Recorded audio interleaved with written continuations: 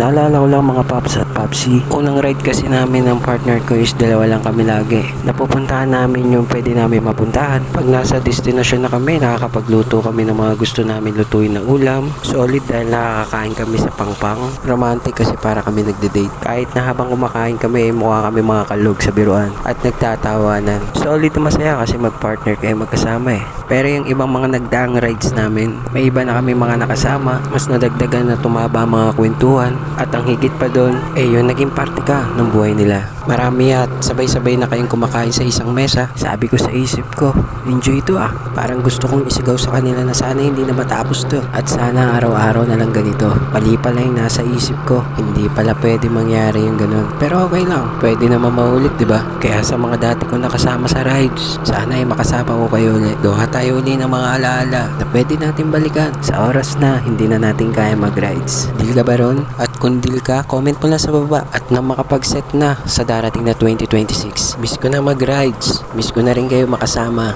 Miss ko na kayo maka-jamming. So, paano ba yan? Walang magiging talk shit sa darating na rides sa 2026 ha? Masaya kapag kompleto tayo. Kulayan natin yung balak na meron tayo. Huwag yung nakadrawing lang. Kulayan din natin. Paano ba yan? Sige na. Bye-bye!